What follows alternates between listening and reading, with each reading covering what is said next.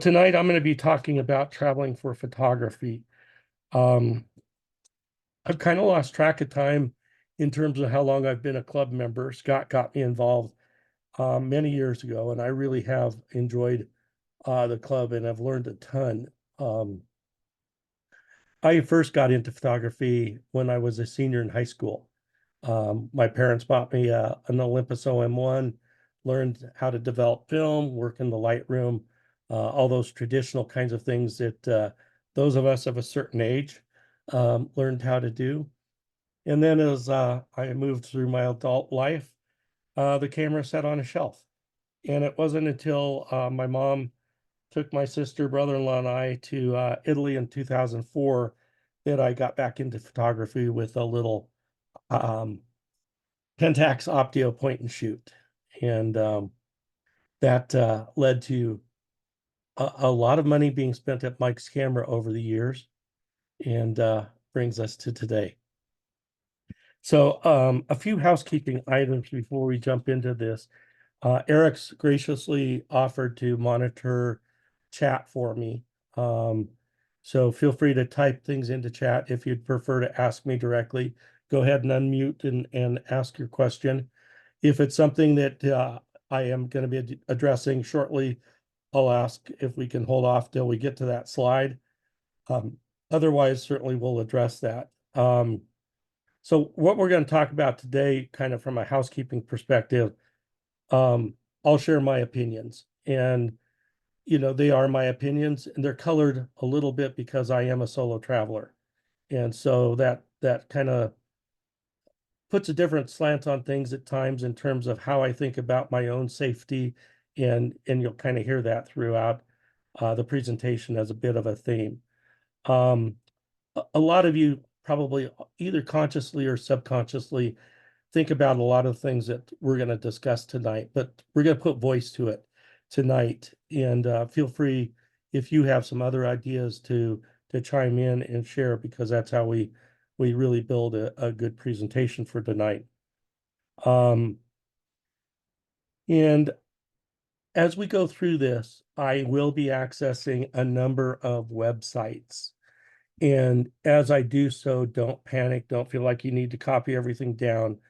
I've put together a PDF file that Eric is going to attach to the presentation on the club side of the website, so that as this presentation gets posted, that will be posted as well, and you can download that for your review.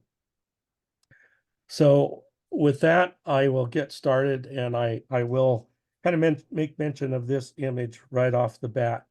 This is my all-time favorite photo I've ever taken. And I want to mention that because I only found it because I took a workshop in Venice. And the sole purpose of taking that workshop was to find areas and find images that I would not have found as a tourist in Venice. And turned out we found a glorious one, and it has since 2014 been my all-time favorite image. So a couple of disclosures.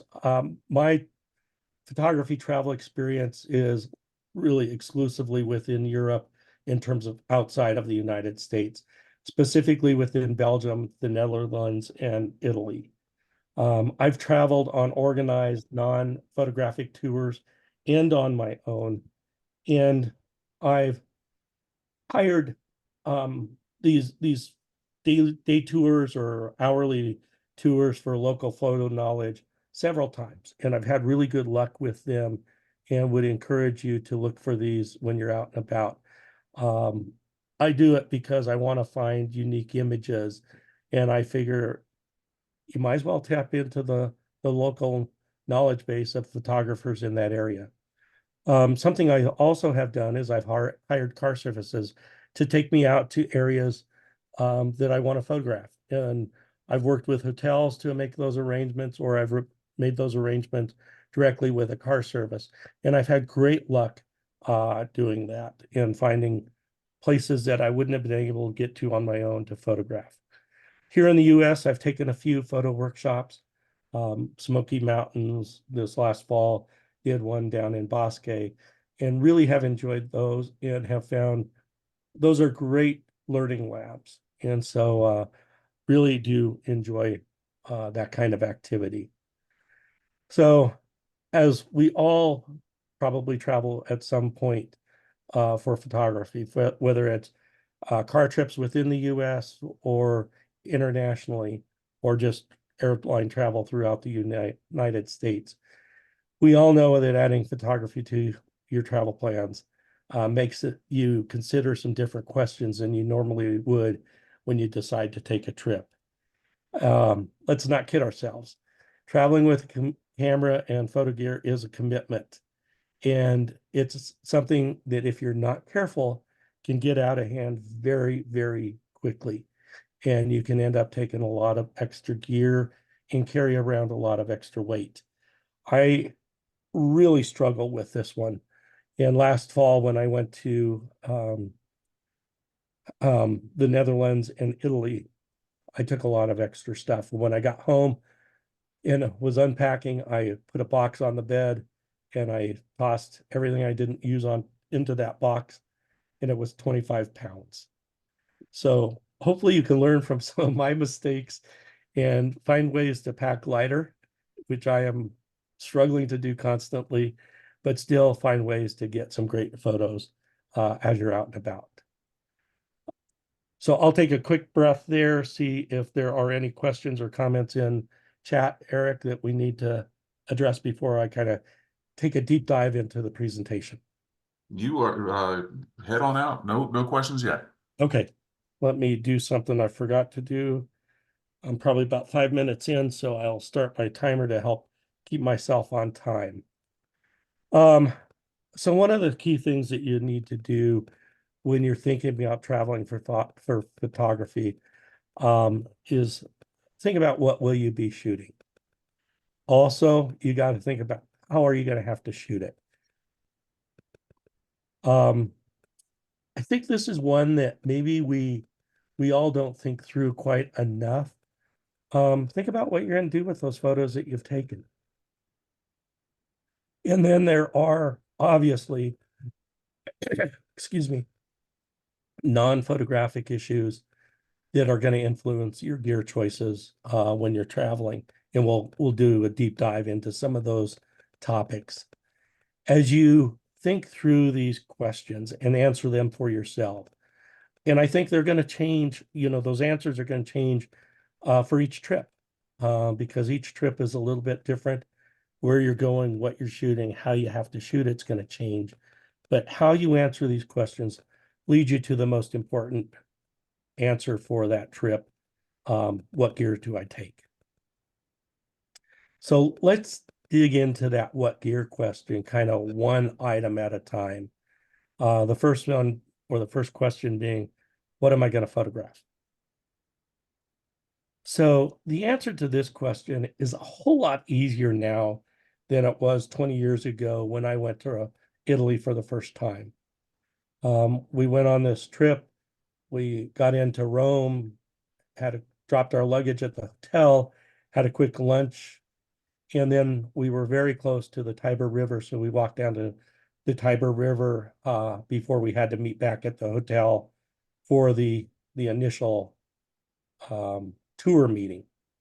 And I'm taking pictures with, as I said, I don't know if you'll be able to see it, a little Casio 5 megapixel point and shoot.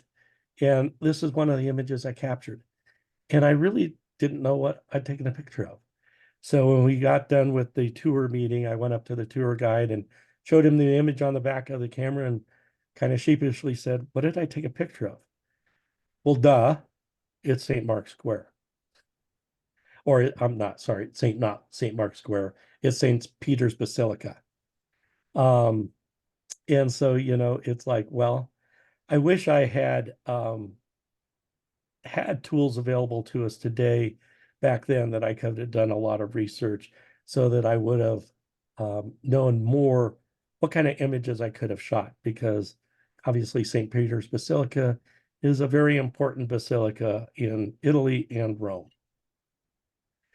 So to that end, let's talk about some of ways that you can research what you're going to be able to photograph and shoot.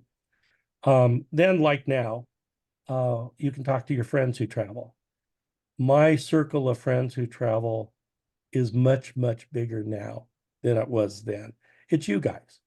Um, and so Joan, for instance, turned me on to Kinderdijk. And so when I was in Amsterdam last fall, I hired a car to take me out to Kinderdijk and had really a great time and got some really nice images. But I wouldn't have known about Kinderdijk had Joan not stepped up and mentioned it to me. So that's one way that you can find really great places to go shoot.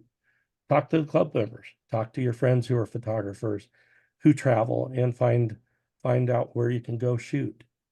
Instagram is a great resource. You can search all kinds of places. So kind of to keep to the theme, I put in a search for Kinderdijk, and you can find all kinds of images of Kinderdijk. So you can get a general sense of what it is you're going to photograph. We also have Pinterest available to us. Again, you end up with all kinds of images that you can look at and study and get a real good feel for what's there to photograph, what angles you might want to look at, what time of day you might want to go. And these are just really great, easy resources that you can tap into now. We also have apps like PhotoPills. So once you start to zero in on an area that you're interested in, you can go to PhotoPills. Again, this is Kinderdijk. And you can look at some of the tools there to understand what time of day might be best to go to an area like Kinderdijk. And you can see the path of the sun.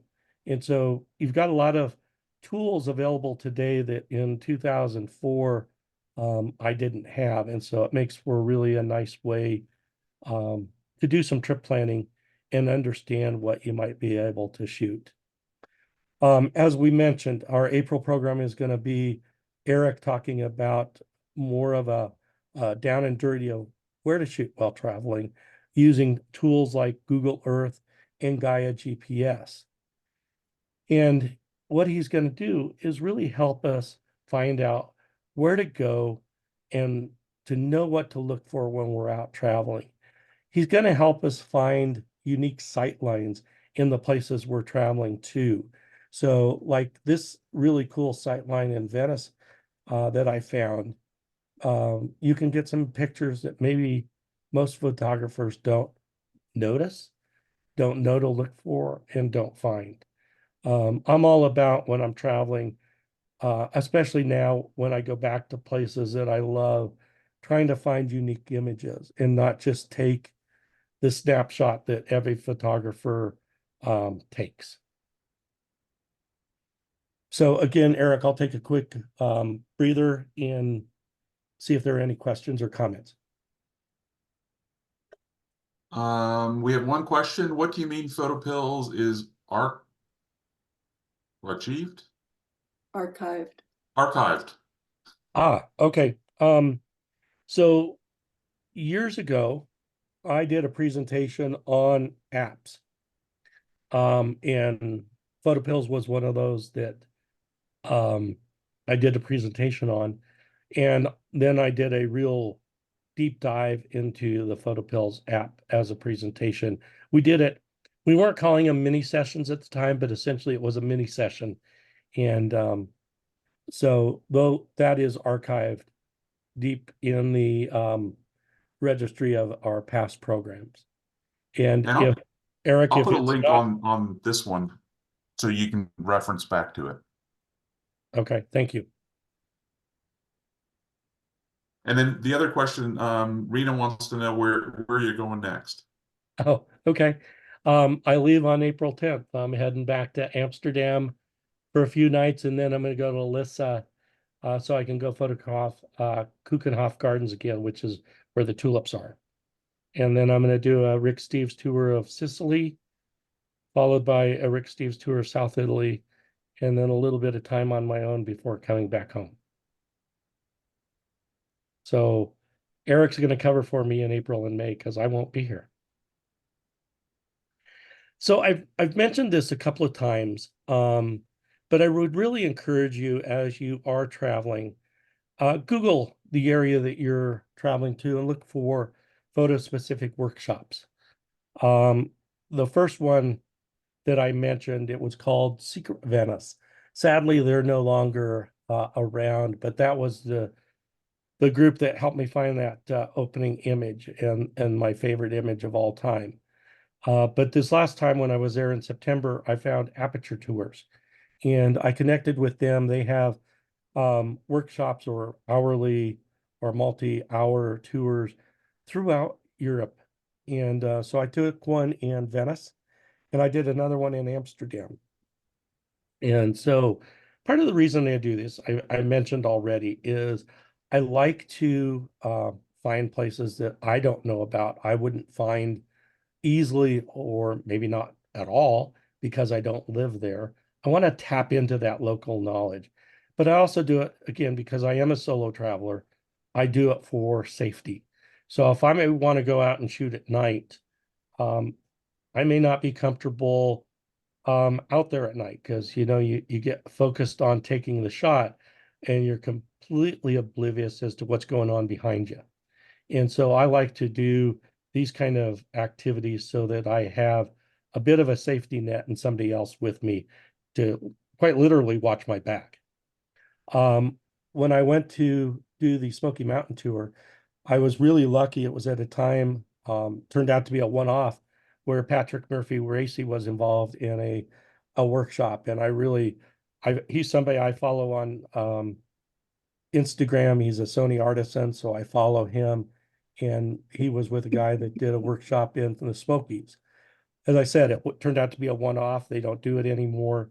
But I did do a Google search, and there are many other photo tours that you can find like this spruce tours. And you just have to kind of vet them yourself to figure out, does this match up and look like a tour group that I'd learn something from, enjoy being with. And again, I like these activities and these events because I wouldn't know where to go in the Smokies to get really good shots. And certainly I would have never found this waterfall. And so I think they're a really valuable resource for those kind of reasons. Um, our club is a great resource. We have many speakers who are coming, that do workshops. And we are going to create this resource page where we can house links to these kind of activities and others. I know Brian recently went to Antarctica. A lot of people travel. There's a lot of kind of institutional knowledge within this club that we haven't tapped into.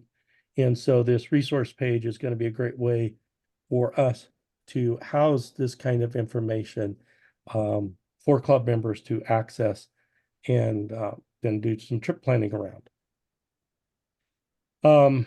Like I said, I've kind of beat this into the ground. I do it for the local knowledge of where to shoot and for safety reasons. Once you kind of accumulated and kind of internalized all of this information, you kind of know what kind of shots you're going to get. Take your placeholder shot. This is a shot that I took a couple of years ago in the Netherlands in a place called Zaanstad. And nearly every image I ever saw of this was taken from the vantage point of looking over the bridge onto this house. And when I was there, that was one of the first images I took. But I walked off to the side and I found this image. And I thought, oh, this to me is the image. And then the sun started coming up and I saw what was going to happen in the crook of the tree. And so it was like, hey, this is now my placeholder shot for Zaanstad. I'm not sure I'll ever take a better picture there because you've got time and place. It was such a calm day. I didn't have any ND filters on. It was that calm. It was just a beautiful morning, and I was there very, very early, and so there weren't other people there in my image. And so it really was a great memory. This is slightly behind the Venice shot as my second favorite shot. I did walk over onto the bridge, and I want to emphasize when you're at a place like this and you find your placeholder, don't forget to turn around because there may be another really cool shot waiting for you behind you.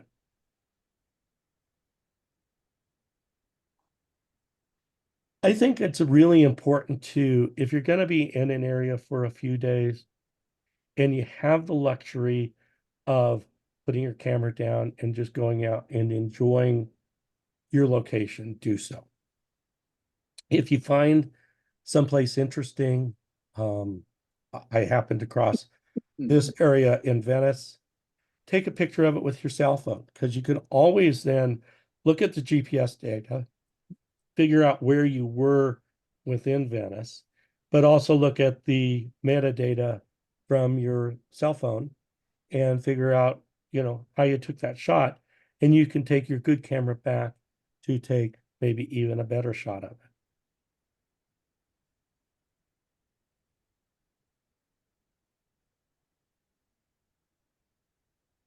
So we kind of touched on that first question of what will you photograph?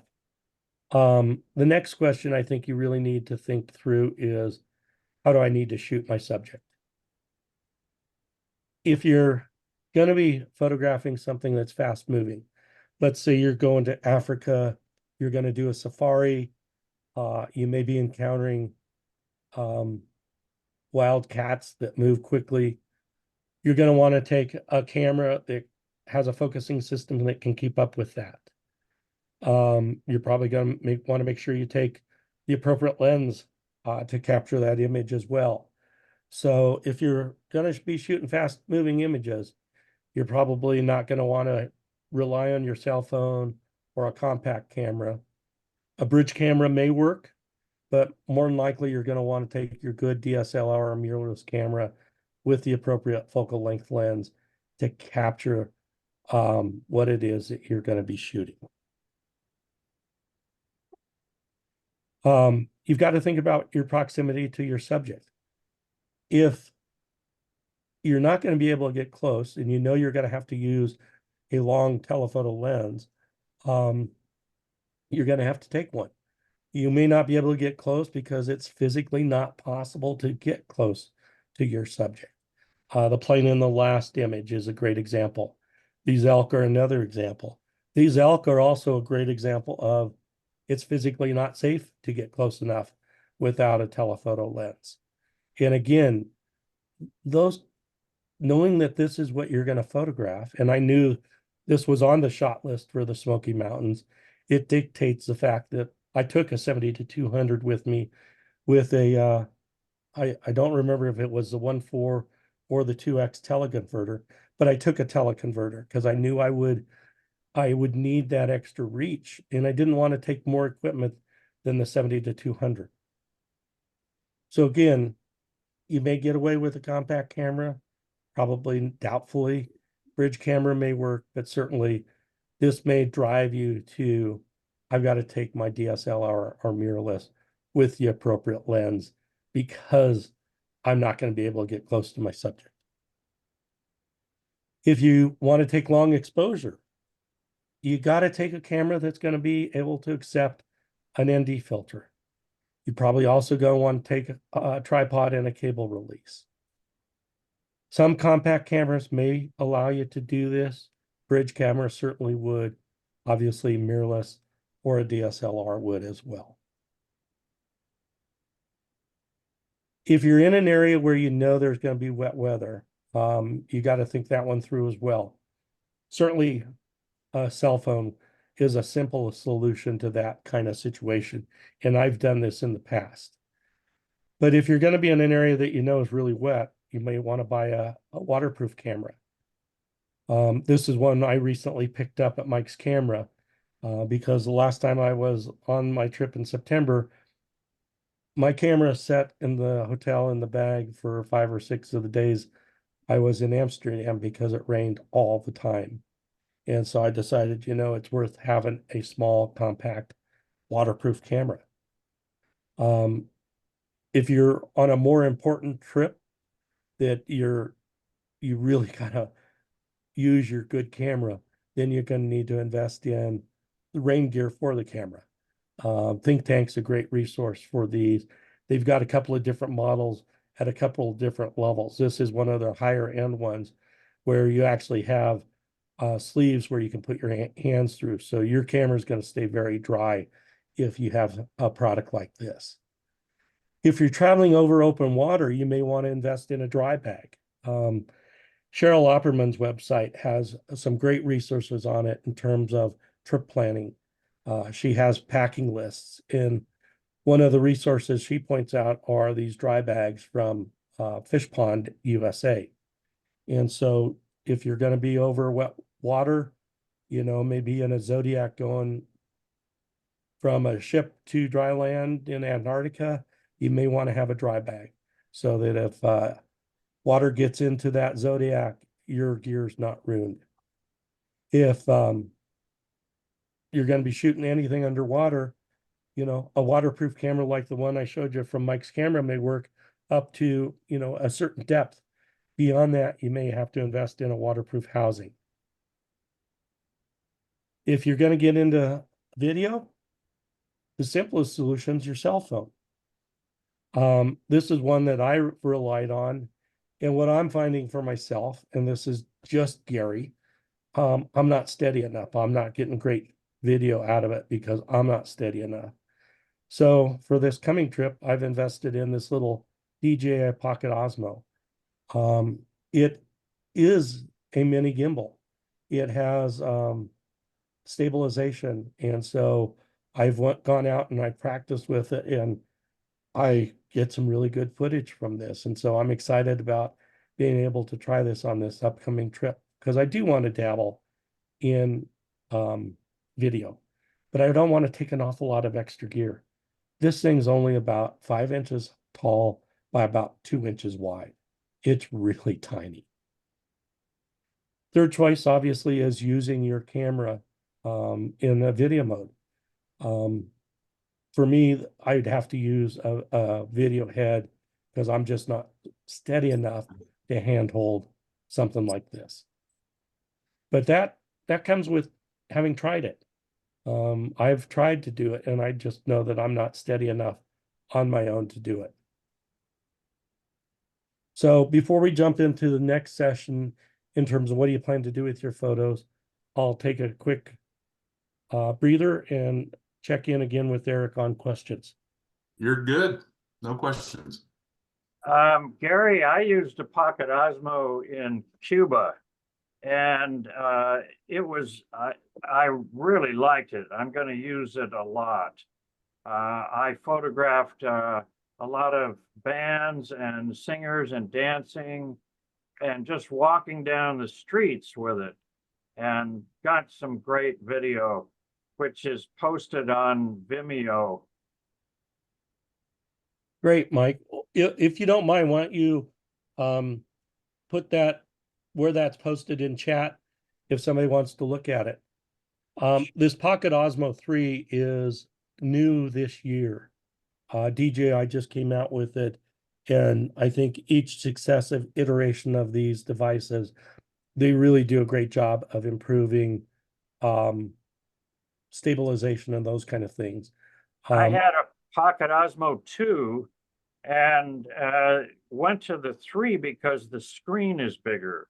So Yeah, you can really see what you're getting. Yeah, the screen's bigger. It uses a bigger sensor, certainly a bigger sensor than your cell phone. And so I've tested it and I've practiced with it so that when I go on my trip, it's not the first time I've used it. And the video quality really is very, very good. I'm very pleased with it. And it'll shoot up to 4K.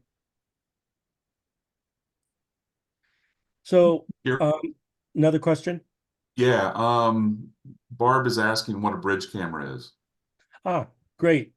Barb, a bridge camera is I'm going to speak to it from the Sony perspective. I know Nikon and Canon have them as well. They're an all-in-one camera. They're bigger than a compact camera. They're almost the size of a small DSLR, but it doesn't have interchangeable lenses. It has just a single lens attached, often will get you out to something maybe in the equivalent of a 600 millimeter lens. It uses a smaller sensor than a DSLR or a mirrorless. But I think the really key aspect of it is an all-in-one. It's not an interchangeable lens, but it does give you some really good flexibility because it does have telephoto capabilities, and it uses a bigger sensor than a compact camera usually does. Hopefully that answers your question, Barb. Yeah, and there's some other helpful stuff that people are adding in there. So, Okay, super. yep, I think you're good. And I believe Nikon and Canon have equivalent types of cameras. Because I'm a Sony shooter, I'm not familiar with what those are. Mike's cameras, though, I'm sure could help you. Gary, Yeah, Gary, that the Pocket Osmo, is it a camera or do you put your cell phone on there? it is a camera. It is a camera. Okay. Yes. Let me back up. There we Cell go. phone on there. So, this little horizontal screen is maybe an inch and a half wide, and it flips up into the vertical position. And by flipping that up, that's one of the ways you can turn this camera off.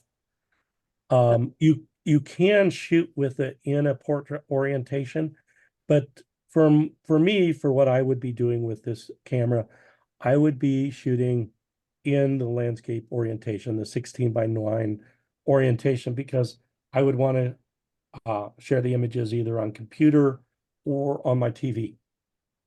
And so using iMovie, Final Cut Pro, those tools, you could start to piece together the clips to make yourself, a 1 or 2 minute little movie that helps tell part of the story of your trip and create something maybe a little more interesting than just showing your friends still images. But it is very small. It's 5.5 inches tall, about an inch and a half, maybe an inch and a quarter wide. It's tiny. Does that answer your question, Rena? Yes, thank you. Okay. So I think the next area that we'll dig into a little bit is, what do you plan to do with your photos? So, kind of the obvious is share on social media. If that's all you're going to do, really all you need to do is take your cell phone. But we're all photographers. We're going to carry our gear with us for most likely because we want to be able to take more elaborate pictures than a cell phone will allow. But I took this picture with my cell phone in a restaurant in Amsterdam, and I really like it. Sat there at the table, edited it so that I got a good color matched in the image to what I saw. And I thought it was kind of fun to be able to do that as I'm sitting there with dinner. If you're going to just simply capture memories, really any of the cameras that we talked about, from cell phone to your most elaborate kit, will work for that. This is a photo that hangs in my dining room of Bellagio. I took this in October of 2007 with Sony's first digital SLR. This I took with the 10 megapixel A100, and it's blown up to 36 by 24. Love this photo. Love Bellagio. It's my favorite place on earth. Maybe you just want to create a photo book. Again, any of the types of cameras we've talked about will work for this. Eric, as we talked about initially, during tonight, Eric did a great job of putting together the photo book for the club.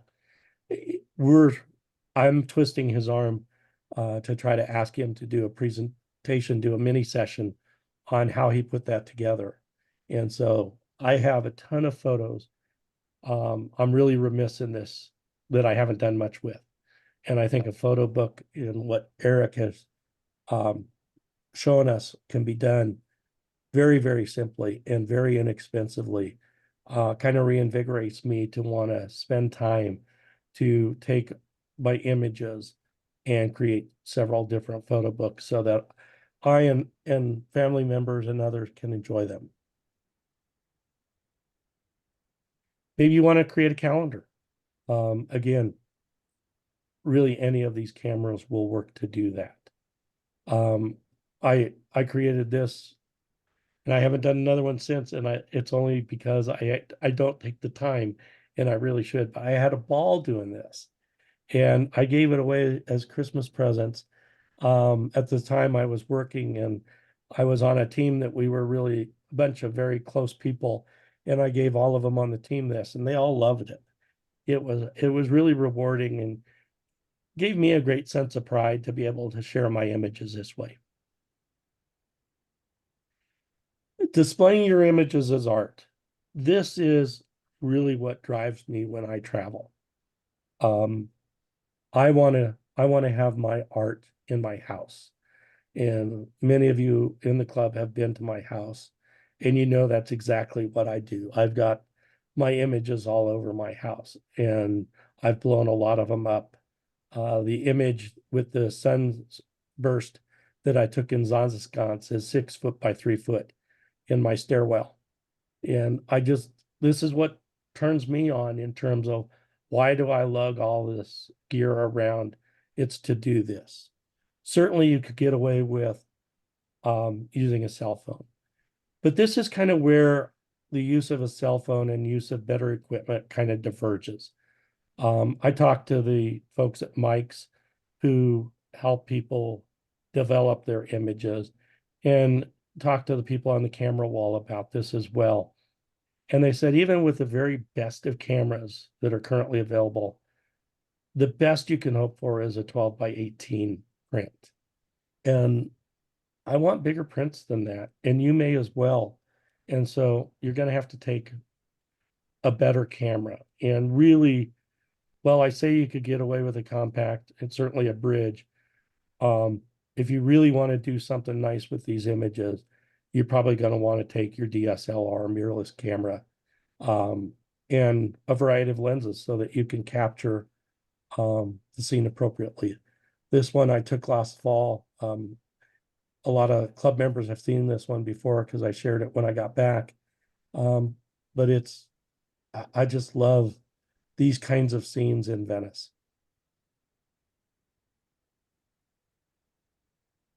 So, Eric, I'll do a check-in with you before we go to the last question on what gear. Nope, but there is a question. Have you considered submitting your images for a portfolio review or for a contest in galleries? So I have not, but thank you, because I'm gonna read into that question that it's a compliment and you think my images are good enough to do so. Well, I take that back. I have submitted some of my images for gallery and that kind of stuff because I've submitted a couple of them to Mike's camera. And so I have had good success in doing so, and have been acknowledged on their wall. So thank you for that question. It's not really the driving force for me. I love photography.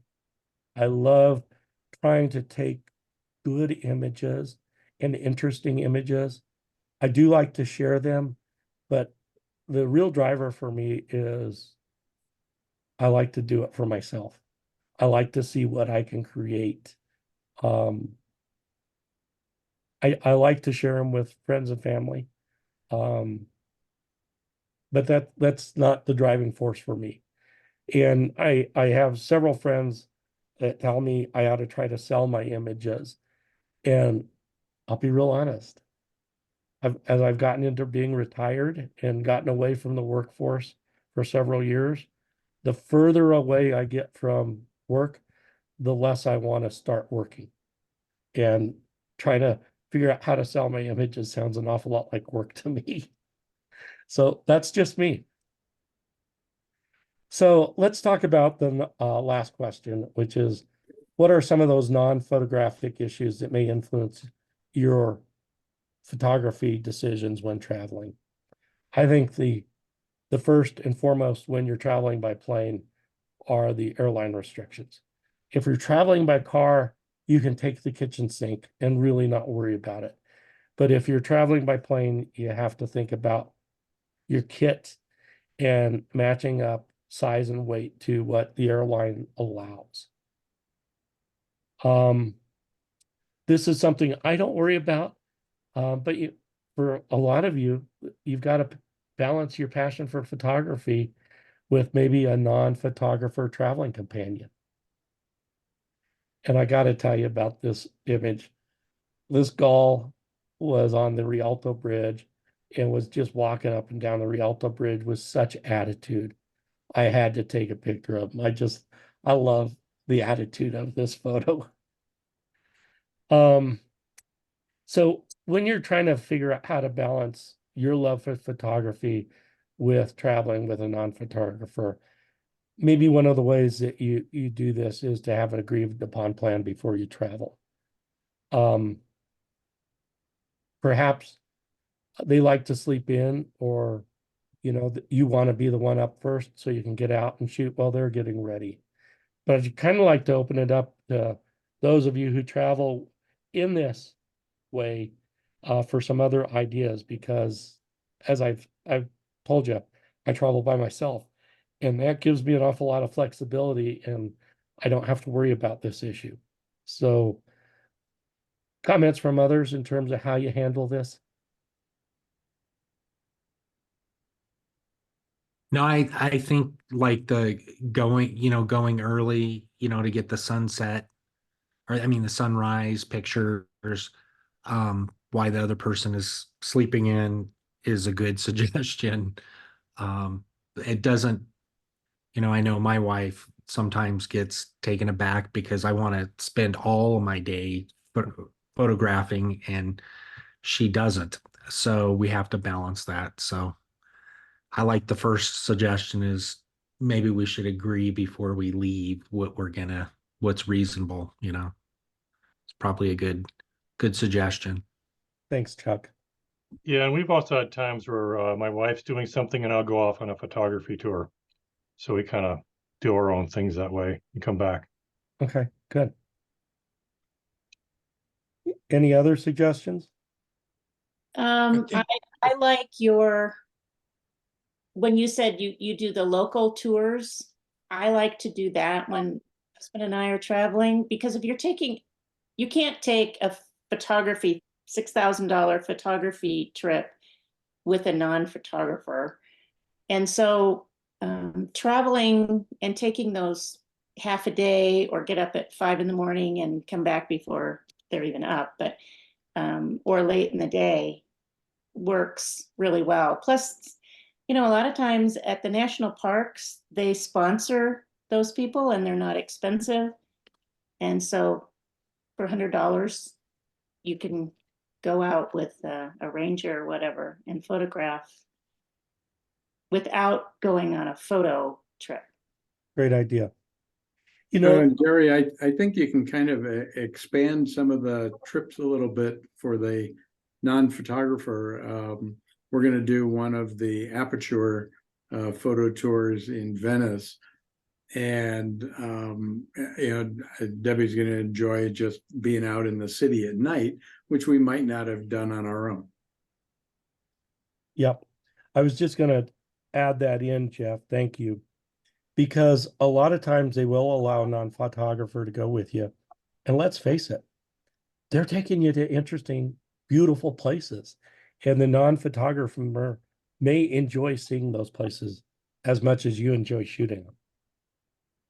Gary, that's what kind of worked in Antarctica for us with Yvonne, because she got to see all the animals and everything, and I just took my pictures while we were doing our deal next week in Alaska. She's going on the workshop. She's not participating in it, but she'll get to see the whales and the eagles and all the animals and everything. Excellent. Thank you all. If you're taking a once in a lifetime trip, it's something you got to think about too. This may drive you to take your best equipment. It also may drive you in, I started to do this myself, is take a second body with you. Accidents do happen. And for those of you who know me, know that I fell off or into a bike lane in Amsterdam a couple of trips ago. Luckily, there were no bikes around, but it was a ½ inch below the sidewalk, and I just caught an edge and went down with my gear. I tried everything I could to roll and didn't make it, and banged up my camera and my lens. Luckily, I had a second body and 2 other lenses, so that the rest of the trip was not ruined. But had that been my only body and my only lens, it would have been a very disappointing trip for me. So accidents do happen. And, depending on how important this trip is to you, a second body may be a necessity. Again, any of the cameras we've talked about will work, but we're photographers. If it's really an important trip, you're probably gonna lean toward carrying the extra gear and taking your best stuff. I'm big on thinking about your safety. If the risk of theft is high where you are, or having good gear out is going to put you in physical danger, there's no point in taking it out. Leave it in the hotel, and it's a great time to use your cell phone. First time I went to Sicily, the tour I was on started in Palermo. And of course, you think about Sicily and Palermo, and it has a bit of a reputation. And I was a little bit nervous about going out with my camera. And so when I initially went out, I left it in the room and did so that I could get a feel for the place. And I got a feel for the place and felt like taking the camera and the gear won't put me at risk. And so I started carrying it around without any problems. But you kind of have to be self-aware and think about getting a lay of the land before you go out. It also helps to ask somebody who's a local, like somebody at the hotel, ask them about the safety, or even hire a guide. How you coagulate all of the answers to these questions really drive you down to what gear are you going to take. I think probably the thing that restricts you the most is the airline carry-on size and weight. It's probably the most rate limiting factor as you think these things through. We're going to dig into that a little bit more. So besides gear, what else do you need to think about when you're planning a trip for photography? Well, you may need to learn some new skills. And these are things that you probably should do before you leave, because the last thing you want to do, unless you're doing it, you're taking a workshop to specifically learn new skills, is to go on a great trip and not know how to use your camera. You got to think about backing up all these great images that you're taking. Not only do you have gear, but you've got clothing that you need to pack, and that airline requirement and limitation rears its ugly head again. We've talked about this a little bit. We'll talk a little bit more about safety while you're out shooting. I'm big on making sure that my phone works while I'm out. Awareness of these issues will allow you to have a nice, safe trip and enjoy your adventure. So I put together kind of a list of some of the techniques that I think you might need. Certainly there are others, and you may disagree with my list. We're all photographers, so what's good for me, it may not be the things that you need to learn. I really love thinking about story when I'm out shooting. Whether you're doing this in a single photo or you're going someplace and you think, this would be really something fun to capture and tell a story about. You've got your establishing shot. You've got close-up shots that help develop the story. You've got extreme close-up shots that give you a lot of the neat detail that kind of help bring that story home. You may have a cutaway shot to something else within the same space, and you've got some sort of ending shot. So when I was in Amsterdam last fall, I had signed up for a VIP tour of a Heineken. They call it the Heineken Experience. And I got to tell you, I had a really good time on this tour. There were only 10 of us. They really took you to some cool places within the brewery, places that the normal tour doesn't go, and give you a really cool experience. We went into a tasting room where in that tasting room over about 30-40 minute period, we have 5 beers. I'm not much of a drinker, so I had a really good time. And hopefully that will be reflected in this short video I'll show you. And it really was a fun experience. It's something I'm very glad I did, but I thought it would be fun to share this more in a short little slideshow than anything else. I had planned and I took video clips, but I discovered I was not steady enough for them to really work out. So these are compilations of some stills.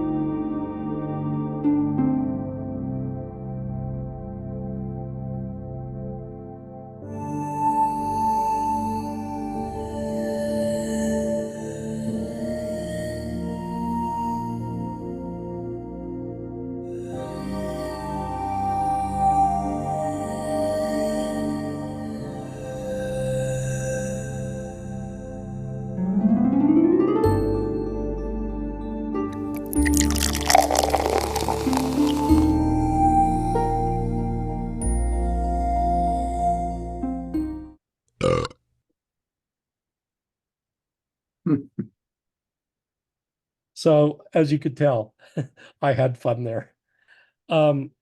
Freddie's Bar, just to tell you a little backstory on that. Freddie was the great grandson of the founder of Heineken, and that bar that we were in for the tasting was Freddie's Bar, and it was way cool. So some of the other things that you may need to practice or learn, depending on what you want to do, you may want to create a maximum depth of field shot. A couple of years ago, I was at Keukenhof Gardens outside of Amsterdam. I'm going to be back there this spring, and it is just stunningly beautiful. And I wanted to be able to take some max depth of field shots. One of the ways that you can do this is by focus stacking. You need an absolutely calm day for this technique to work. And if you don't have a calm day, you can take a single shot with a very wide angle at a aperture like an f/16 or so, and really maximize your depth of field from front to back. And with mirrorless cameras and probably bridge cameras that allow you to see peaking, the peaking feature makes this fairly easy to do. But these are things that you have to practice beforehand to know how to do. You just can't step up to the plate and do this and expect to get a great shot. We all kind of theoretically know about hyperfocal distance, and there are a lot of apps that can tell you for this lens, this f-stop, where to focus within the image to get that hyperfocal distance. I'll be really candid with y'all. I've tried it and have never had success trying to figure out hyperfocal distance. So my go-to first is focus stacking. You do need a calm day, and you're going to have to process those images and post afterwards, or using a single shot with max depth of field is a very, very effective way to do that. And it's the technique you're gonna have to rely on if there's any kind of breeze at all. Exposure bracketing. You know, our cameras are great, but there are times where the dynamic range with the camera doesn't pull out everything that you see in the image. This is a kind of a throwaway shot I took in Venice, and I did it because this area within the doorway was really interesting to me, but it was really dark, and I had to create a bracket to be able to get the depth and dynamic range to really pull that together. And when I put it together in post, you could see all the way into it and see these huge columns that were back within this doorway. You set the number of shots in the camera and the exposure difference between the shot, and then, like I say, you've got to do something with them in post. So within Lightroom, you can go to merge to HDR Pro within Photoshop and merge those pretty effectively. I will point out something else that you got to be kind of aware of. I was shooting up on this, and so my lines weren't straight. And when I went to straighten them out, I realized I hadn't given myself enough room in the image, and so I kind of didn't have enough room to really make a nice top and have a little bit of building above that top point. So you learn your lessons at times when you're out shooting, and we all make mistakes, but it's part of the process of being out and shooting. Eric did a great mini session last year about shooting panoramas. Cell phones are great for doing a quick and dirty on this, but if you're using your regular camera, you can shoot panoramas here. Easiest way is to turn your camera into the portrait orientation and make sure you take enough overlap that you can put these together effectively in post. A tripod is going to be really helpful when shooting a panorama with a good camera. But as I said, make sure you have enough overlap that when you stitch them together in post, you got enough that you can do that. And again, in Lightroom, it would be merged to panorama in Photoshop. Fun thing to do, though. Ghosting people out of an image. There are times where I really don't want to have people in my image. I'm in Venice on the back side of the Bridge of Sighs. The Bridge of Sighs is this bridge in the upper quadrant of the photo that's lit. It's a very famous bridge between the Doge's Palace and the prison. And anybody that was sentenced, that those windows that you can kind of make out in the bridge, that was the last time anybody would see daylight as they were being imprisoned. And so hence it's called the Bridge of Sighs. I didn't want to have people on these two bridges in front. And so I used an ND filter, had the camera on a tripod, had a shutter release so that I could ghost these people out. If we were to really zoom in on this picture, you'll see a little bit of residual people in this area on that second bridge. So what I needed in this case was a stronger ND filter. And so you may find that you've got to do a little practice and do a little have more than one ND filter, which I didn't have for this shoot to take the picture that you really want. But again, it points to the fact that you need a camera that allows you to attach an ND filter so that you can get rid of the people in your shot. If they stay for a long period of time and aren't moving, you're going to need a stronger ND filter. Oh, one other thing too, with mirrorless cameras, you may need to make sure that you're in your mechanical shutter, because I don't know if Nikon and Canon are the same way, but with Sony, you can't get to your bulb setting unless you're in mechanical shutter. So if you want an exposure longer than 30 seconds, you got to get into mechanical shutter to be able to get to that bulb setting. Just kind of a FYI trick to store in the back of your brain. If you're going to capture sunburst, as I did in this photo, you're going to have to shoot around f16. You're going to need to place your sun on the edge of something in the photo. And you can also do some really cool stuff at night with light flare, again, shooting around f/16. So backup strategies. Before we get into this, Eric, anything?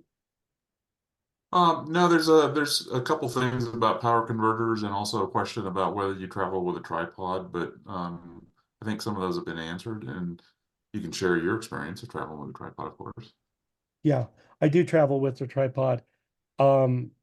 Eric and I probably differ a tiny bit on this. I travel with a small, lightweight travel tripod. I'm going to get to that here in a second. So why don't we hold that discussion for a few slides? I want to make sure that we kind of keep to our timeline as well. Option one, in terms of backing up, you can take memory cards. If you're on a long trip, that may mean a lot of memory cards. One of the things I do with memory cards is when I'm out shooting and I've used it and switching out to a new card, I will turn that card upside down so I know it's a used card. If your trip is long, as I said, you may need a lot of cards, and that could get it kind of expensive. Plus, now you've got a lot of cards to keep track of. You can throw the lock on them to make sure that they're not overwritten. But one thing that's kind of important is you've only got one copy of your image if you're taking this approach.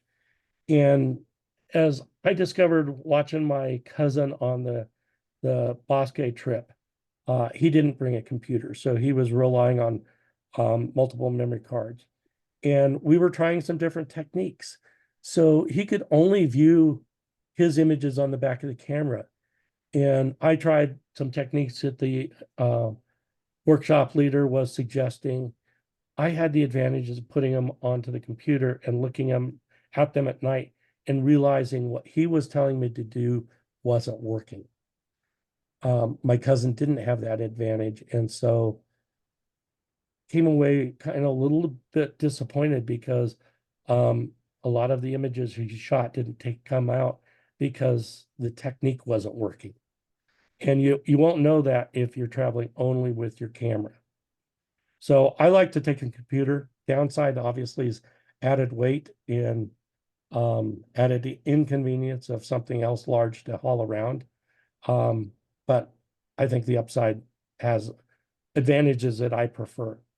If your hard drive within the computer is large enough, you can use that as one way to back up your images. I think it's important to have additional backup devices because if it's a really important trip, you're going to want to put them in more than one place, both physically in terms of backup, but also in terms of your luggage. If you're traveling with a companion, have one backup in their luggage, one in yours, maybe a third in your camera bag. That way, if something is lost or stolen, you still have a chance to have your images. Like I said, the more important the trip is to you, the more duplication you're going to want. Obviously, you got to make sure you have your card reader, or having the computer's a waste of time. We talked a little bit about airline restrictions. These really force you to think through what gear you're taking. I think they really are the rate limiting step in terms of gear. And they may force you to consider different options in terms of your gear. I'm kind of moving to the idea of a travel specific kit where I take a smaller A7CR instead of my A1. Maybe switch out a couple of the lenses for a 24-105 instead of 16-35 and 24-70. Sony came out with this little 70-200 compact lens that we've nicknamed the Mini-Me. And it really is small. And so by switching to a kit like this versus this kit, you can see that the gear is a lot smaller. Another way to minimize some of the hassles of travel is to look at different fares. Business class, you get a lot less scrutiny. They allow more baggage on. You can find a budget airline that, because they're a budget airline, there are some like EasyJet that allow you to upgrade your carry-on. I know it's counterintuitive, but they're trying to make money by selling you options. So one of the options they hit upon was letting you buy bigger carry-ons for a fee. Kind of an interesting idea.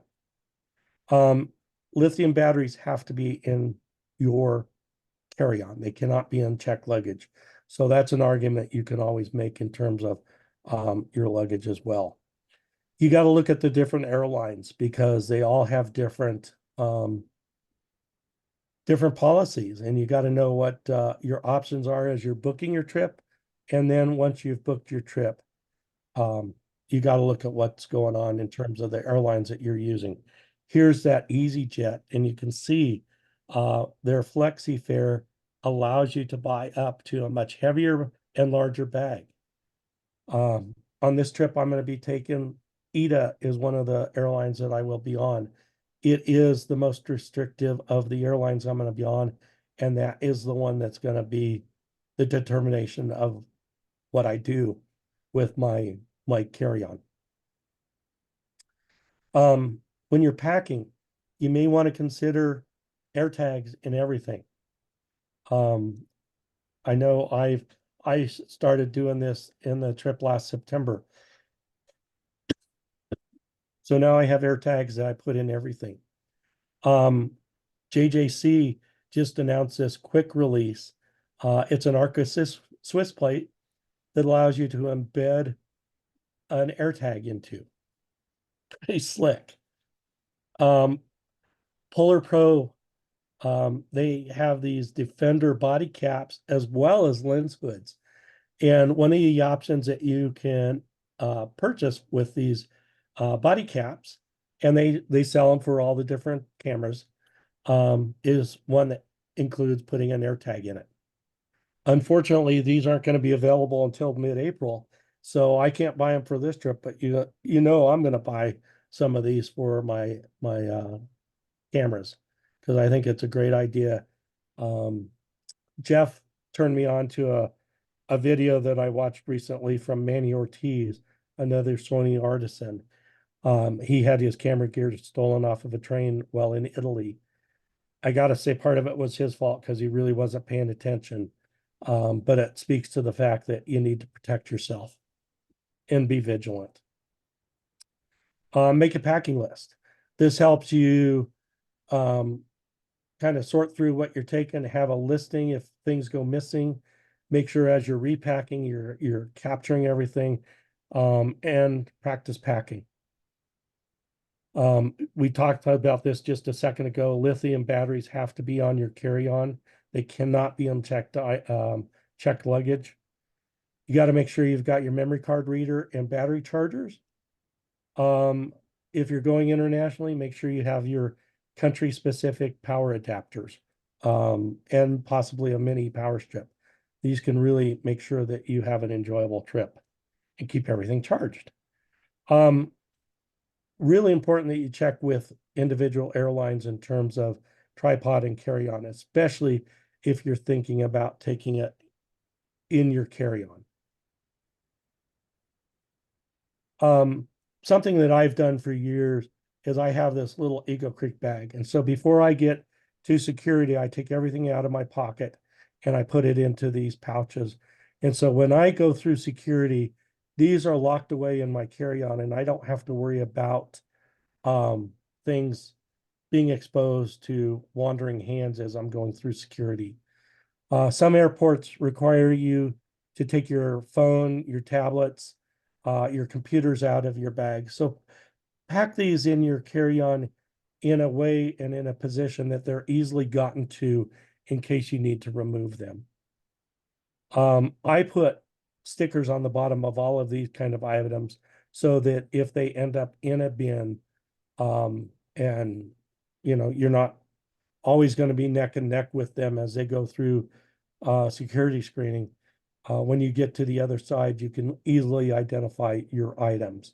And it might not be a really bad idea to put those stickers up so you can easily make sure you're getting your gear. I discovered these last fall.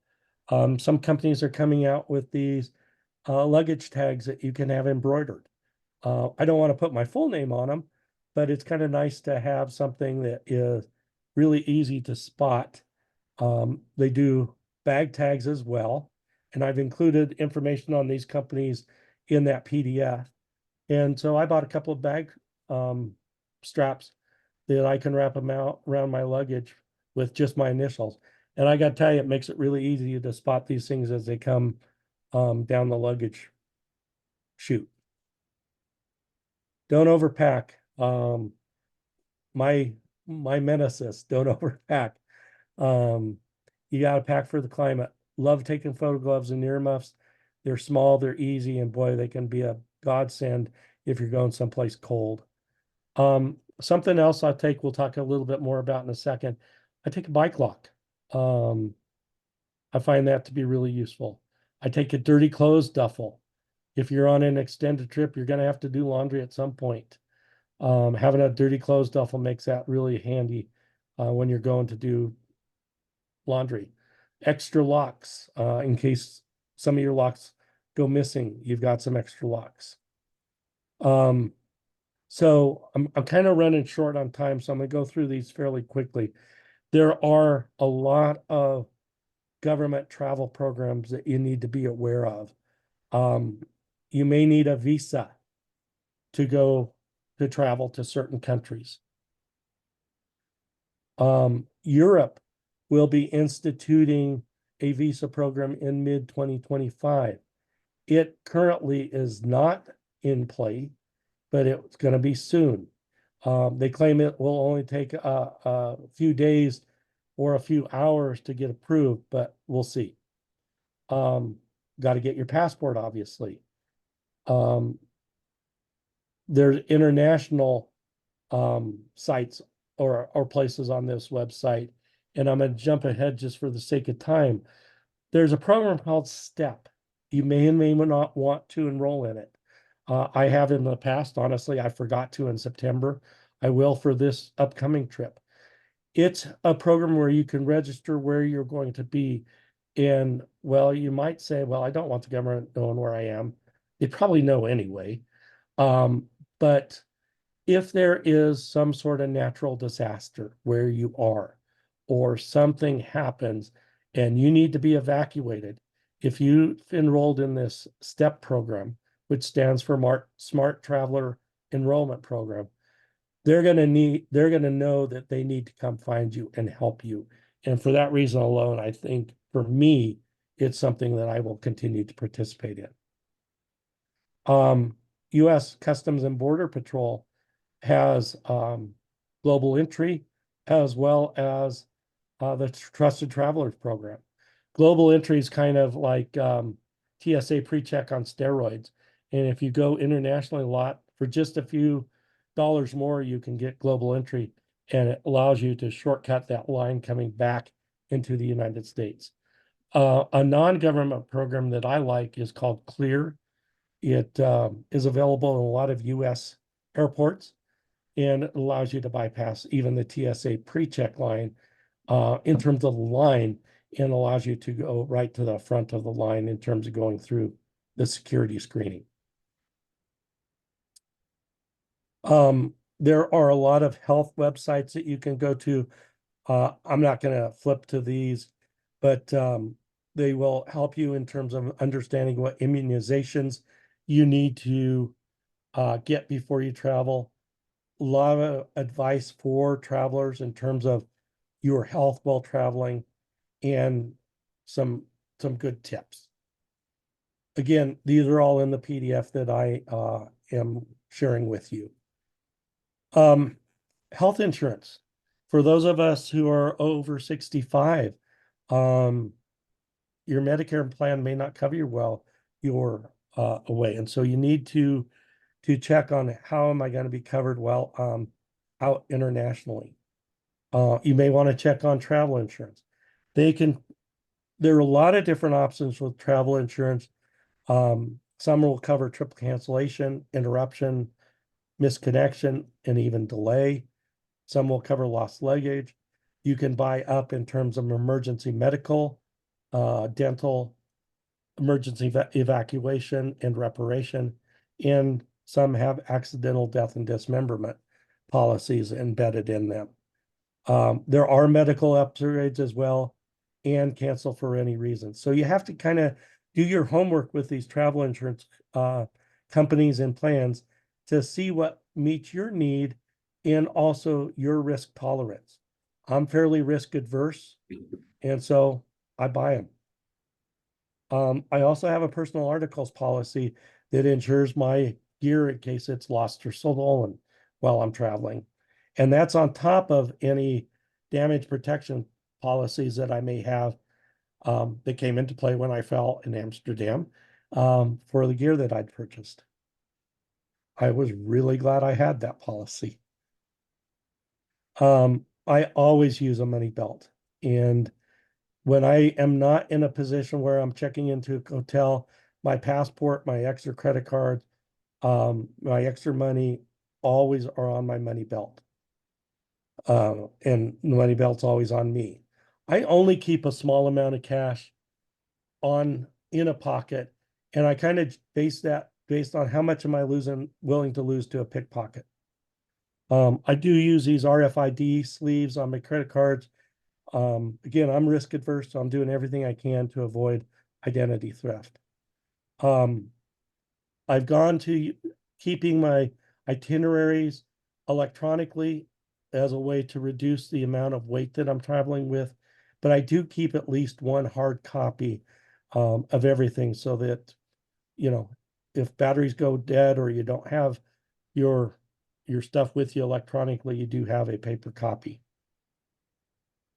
And I do put information on the first and second hotel in my luggage in case it is delayed or lost or takes a while to catch up to you.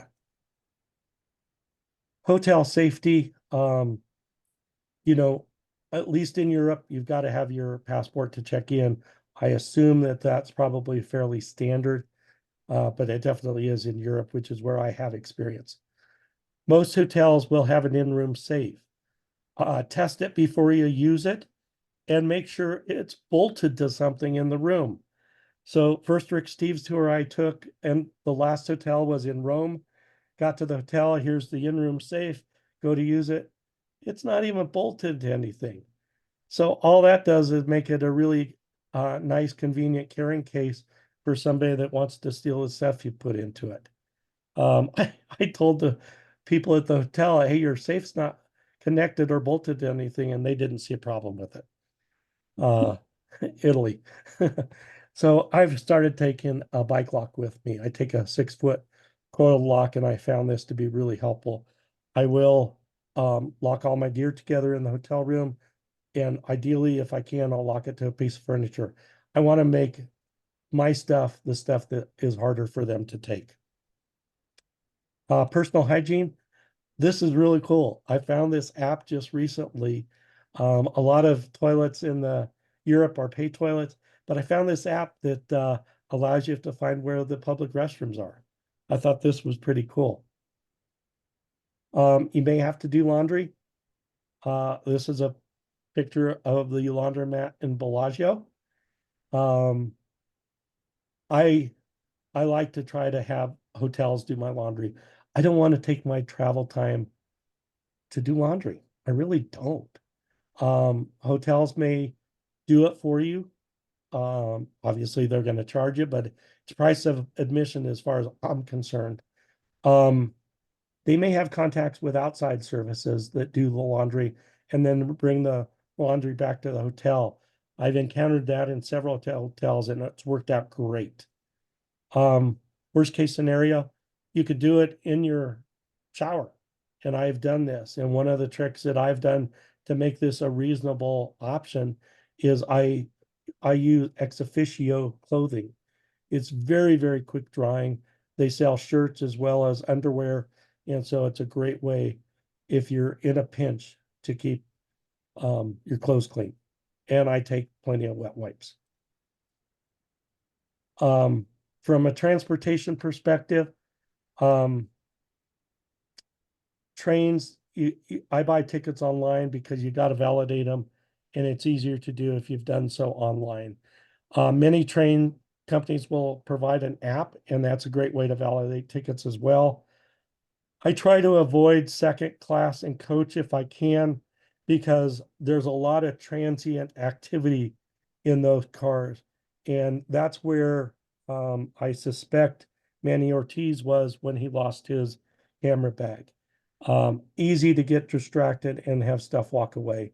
I prefer to spend a little bit more money and buy seats in business class where there's less activity. These also oftentimes will have storage places between seats, as you can see in these red ovals, where you can store your gear and not have to put it overhead. Car services, obviously leaving town, it's nice not to have to worry about paying parking out at DIA or worrying about your car out there. I found one guy that will get you out and back to DIA for about 125 from my part of town. So I think that's not a overly expensive route to go. Same may be true for your destination. Finding a car service can be a real plus, because realize you're working on maybe 24 hours or more of traveling where you've had little to no sleep. The last thing I want to do is have to worry about how am I going to get to the first hotel. So I make that arrangement before I leave. And in Venice, it means a water taxi. And I got to tell you, there's no grander thing to do than to go to your first hotel in Venice on a water taxi. It is sublime. It is just the treats. The car service is great, as we talked about, for also arranging private photo excursions. And I've done this through hotels or directly, and it's worked out great. Renting cars is a non-starter for me. I don't want to deal with situations I'm not comfortable with or know. I think the amount of bikes and pedestrians, scooters can be overwhelming. A lot of cities have situations where you can't park a car in the city center. I don't want to deal with that. So I'll stick with a car service. Thank you very much. I do like to have my cell phone available to me. I think it's a safety issue as well as convenience issue. It's nice too, as you're planning your trip, to be able to call over to the destination you're going to, because sometimes they may want you to send a credit card and an email. I'd rather call them and give them that, because I don't want my credit card information in an unsecured email. And then there's the issue of sharing your experiences. When Mom was alive, it gave us both great pleasure to talk every day and for me to tell her what I was doing. And honestly, now that she's gone, I wouldn't trade that for anything. A lot of you have children and grandkids, and making it easy for them to reach you is a huge plus. Scott, I know we're getting really close on time. I've got just kind of one more section, if that's okay.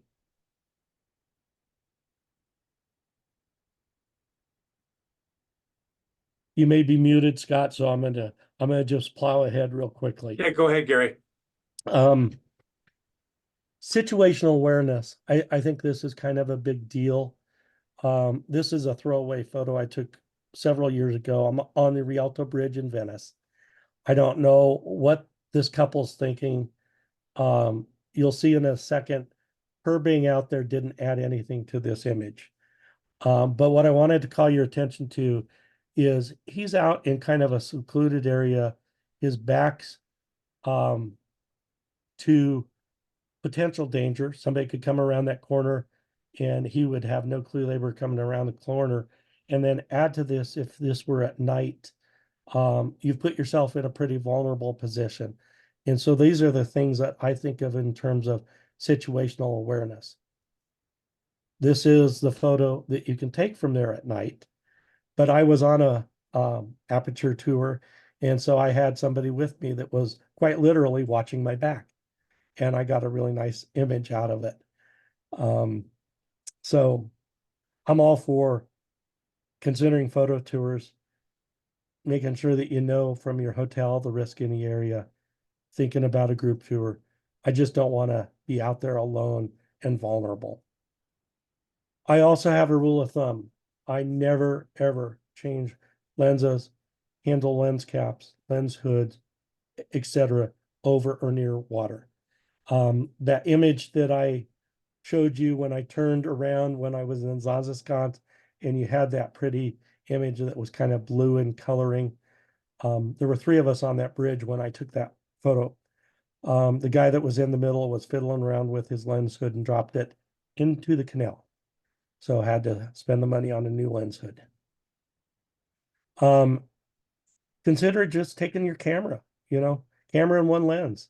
Go walk around and not worry about changing lenses. Maybe take a non-camera backpack with you, but make sure it's something that is not easily cut or gotten into. I like to travel with a good camera strap, something that can't be cut. I prefer a crossbody strap where I can keep my hand on the camera when I'm in crowds, and I feel very secure with this kind of a strap. There are a lot of different brands. Just make sure you get one that can't easily be cut. I mentioned I would get to the tripods. Well, these are not the most sturdy. They are sturdy enough for me, and I like the small size of a travel tripod. And so I'll trade sturdiness for size. And I always like to bring my own ball head. I don't like the ball heads that come with these travel tripods. I want to have a ball head that I know I'm comfortable with putting my camera on and off in the dark, and I know is going to be very easily secured to the tripod. So I like this Heppy tripod. It's what I'm traveling with now, but I use my Really Right Stuff ball head. Don't forget, if you're going to take a tripod, take a cable release. You'll be really glad that you did. So kind of to wrap things up, honestly assess what you plan to do, what you plan to photograph, what you plan to do with your photos as you're thinking about your trip. Pack for the specifics of your trip. If you need a long lens because it's not possible to get so close to your subject, you're going to have to take a long lens. Think about it for each trip you take, because what you're photographing may change for each trip. And so what you take this trip may be something different than you take last trip. Kind of going forward for me, I'm going to take the A7CR because it's smaller, lighter. But if I ever going to go birding or shooting something that requires a fast camera, I'm going to switch back to the A1 because I want to capture the images in the best way possible. You got to research your airline luggage restrictions because they really are the rate limiting factor when you're taking a trip that requires plane travel. Practice packing. I think that's really important. You got to understand how much your stuff weighs. You may need to change what you're taking and swap things out. And the only way to know that is to practice packing and then go weigh it. I think this is really a biggie. Situational awareness. You've planned this trip for gosh knows how long. You're excited to be there. You're photographing something that you've wanted to photograph maybe all of your life. You're caught up in photographing it, but don't get so caught up in it that you forget about your own safety. Kind of be hyper aware a little bit in terms of what's going on behind you.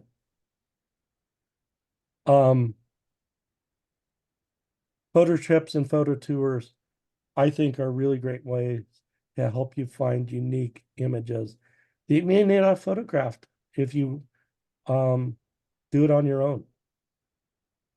And occasionally put your camera down and just enjoy the trip. One last thought. I have found, hands down, what I think to be one of the best trip planning websites going, and it's called Rome to Rio. I got turned on to this by the Rick Steves tour company. It is a godsend in terms of finding your way, how you're getting from A to B. It does a great job. I don't book anything through it but it really does a great job of showing you how either on a big scale or between 2 points within a country, how to get from A to B, because it shows you in that upper left-hand corner what travel options are available to you. It's really a cool website. So that's it for my travel programs.